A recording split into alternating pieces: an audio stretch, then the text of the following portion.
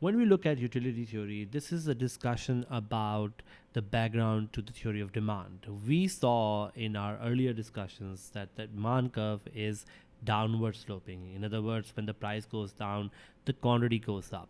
We also looked at the fact that demand requires both the willingness and ability.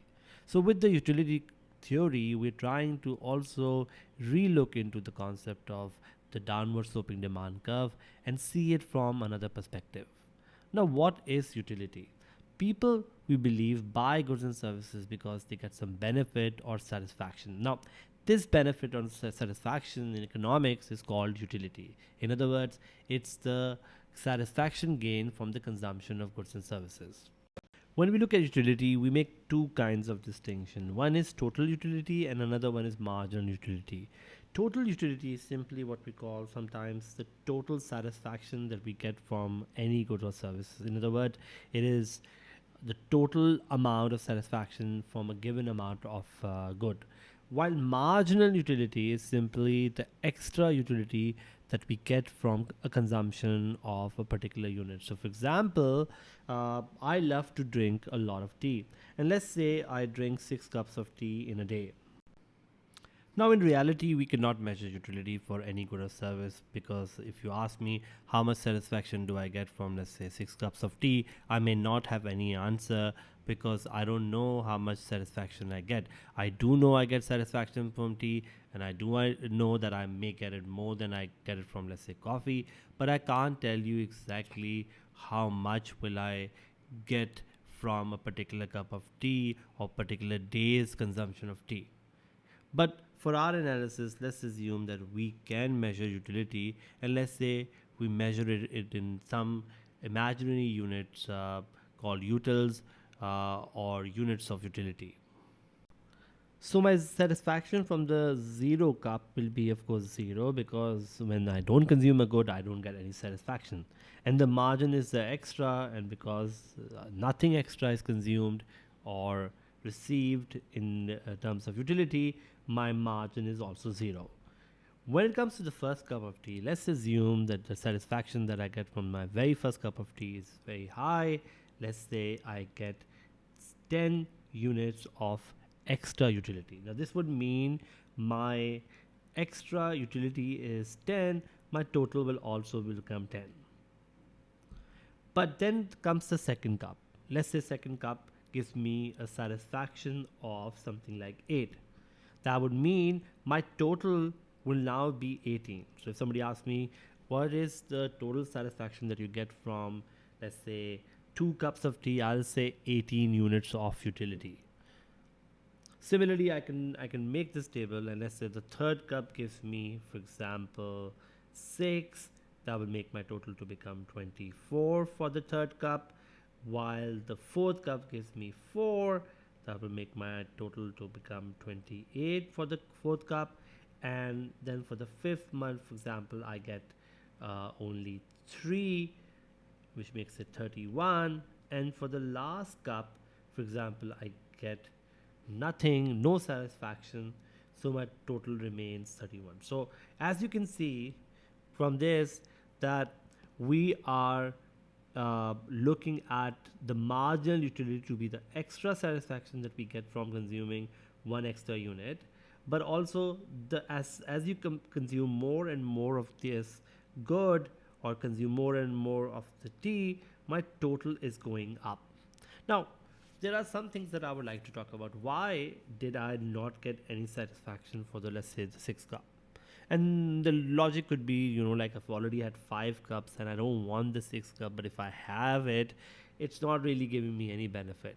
If it was something for free, I would be okay to consume it because the price is zero for me, for example, then I'm willing to basically be okay with having no benefit. Normally, if something is not giving you any benefit, you just stop consuming it. So, the 6 cup, I may stop because my utility from the 6 cup is, for example, 0.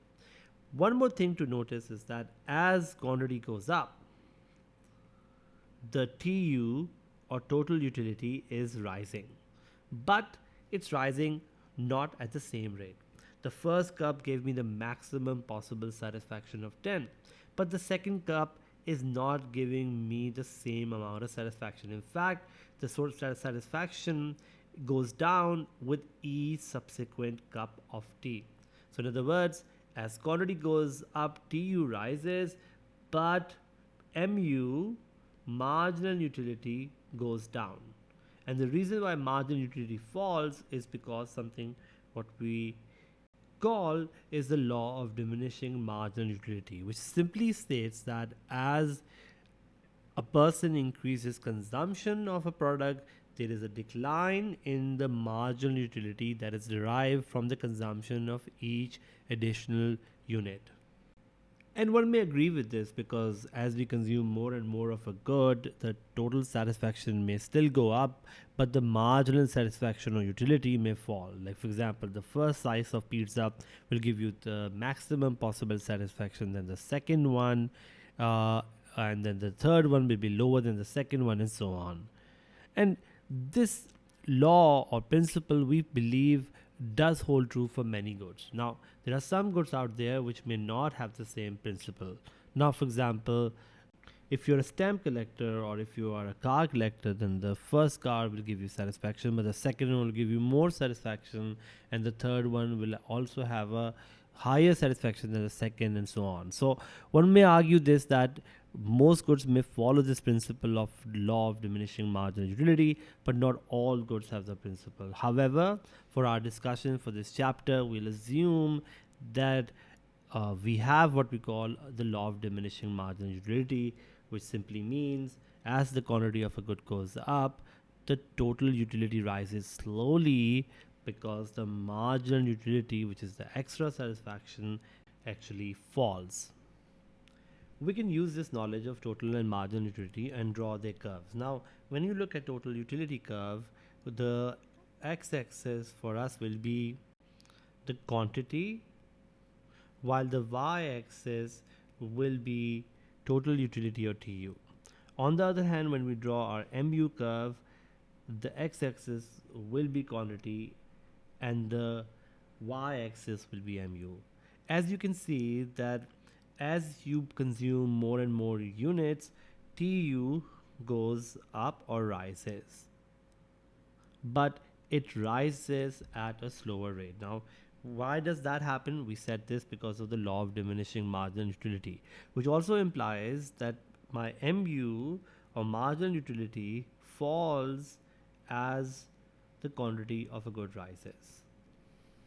We can notice some important points from these graphs and also comment on them. First thing first, that MU slopes downward due to the law of diminishing marginal utility. Second, as you can see, TU is starting from origin, which means zero consumption have zero utility. The third important thing we can say is that MU is simply the rate at which TU is changing. In other words, if I find out the slope of TU, the slope or gradient of TU will be change in Y or change in X, which in this case will be change in TU over change in Q, and that simply means my marginal utility is the extra satisfaction that I get from one additional unit, which means TU or MU is simply change in TU over change in Q, or in other words, it's the slope or the rate at which TU is changing. So to sum up our discussion, what we learned today is that whenever we consume a good or service, we will get satisfaction, and this satisfaction is called utility.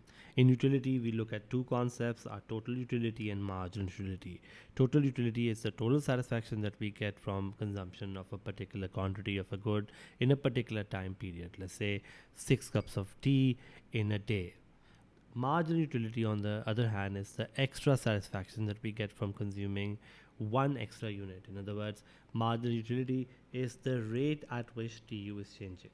What we also learned in this discussion is that as the quantity of a good we consume rises, our TU, total utility, rises, but slowly.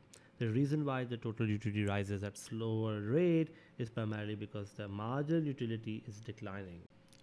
And we said that this happens because of the law of diminishing marginal utility, which simply states that as a person increases consumption of a good, there is a decline in the MU or marginal utility or extra satisfaction derived from consumption of each additional unit. In other words, the second unit will give you lower satisfaction than the first one, the third unit will give you lower satisfaction than the second one, and so on.